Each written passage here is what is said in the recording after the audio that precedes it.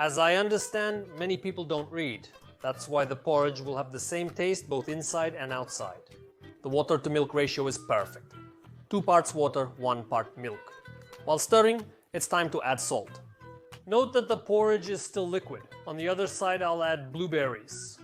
This way, the depth of flavor comes through because we added salt at the right time. Friends, welcome. Borisov is with you again, and today we continue exploring the topic of breakfasts. Just recently, we had an episode with my daughter where we made rice porridge with milk, an absolutely amazing recipe. I recommend watching it if you haven't yet. Today, as you've guessed, we're making oatmeal porridge. Check your subscription and let's start. First, I'd like to ask you something, so please share your thoughts in the comments immediately.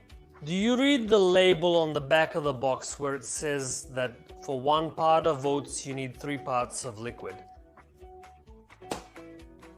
As I understand it, many people don't read it, so we're making this video for educational purposes. For this, we need 1 part of oats, and we won't be making it just with water. By the way, I'll start by pouring in 2 parts water for the porridge, and the 3rd part will be milk, which we'll measure out right after. But if you use full cups, it'll be easier for you. But I'm not looking for easy ways. The 2nd part is water, and the 3rd part will be milk. I took regular milk with 2.5% fat, and I'm starting to heat it up. There is a division. Some people add salt right away when the liquid starts boiling, while many others add both salt and sugar. After the grains start to thicken, I suggest doing this right away, as soon as the liquid is just slightly warmed up. So why do I suggest adding salt and sugar at the moment when there are still no grains in the pot? First of all, the liquid will naturally heat up, all the sugar and salt crystals will dissolve, and the grains will then absorb water, or rather liquid that is already saturated. That's why the grains will have the same taste both inside and outside. One more little nuance. Why didn't I make the porridge only with water? Because I think the taste would be a bit bland that way. But why not make it only with milk? Well, first of all, milk tends to burn, and secondly, the taste would be too rich. That's why the balance of water and milk is just right here. 2 parts water, 1 part milk. Add 1.5 tablespoons of sugar. Another myth. Many people only add sugar, while some only add salt. I believe that if we only add sugar and don't add salt, we won't achieve a balanced flavor. It won't be as deep. And if we only add salt and don't add sugar, it just won't be sweet enough, and it won't taste as good. But in my opinion, the second case is more of a priority. We can replace sugar with honey or sweet fruits when mixing at the end. Adjust to taste. While I was talking, it's already time to add salt.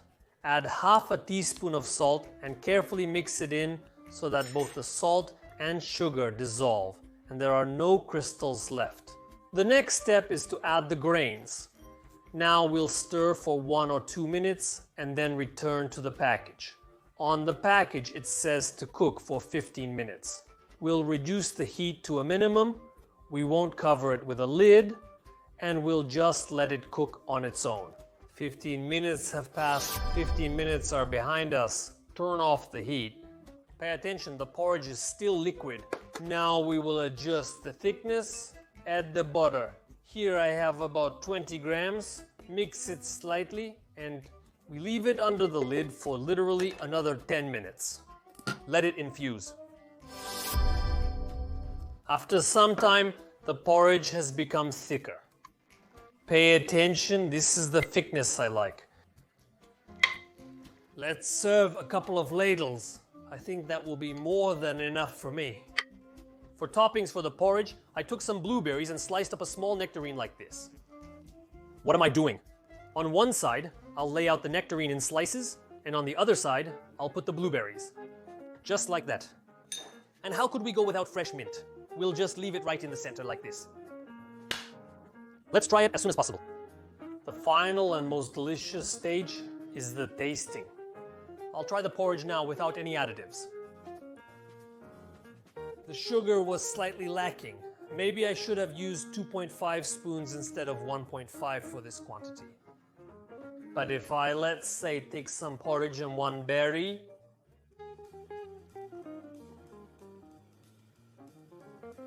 I should have taken 2. Everything will be compensated. It's moderately sweet. The depth of flavor comes through because we salted it at the right time. I can now combine it however I like, possibly with different berries or even mix in some honey.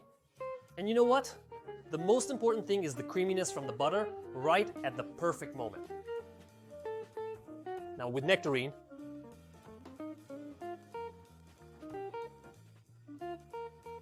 I want to point out about the thickness. You can really adjust it to be more liquid or less liquid. Because the porridge sits for 10 minutes, it becomes thicker. If you let it sit a little less, 2 or 3 minutes, it will be a bit more liquid. Here, just go by your own taste. On this tasty and even sweet note, I have to say goodbye to you. Thank you for watching. Be sure to like this video, share it with your friends, and don't be afraid to experiment. Bye-bye.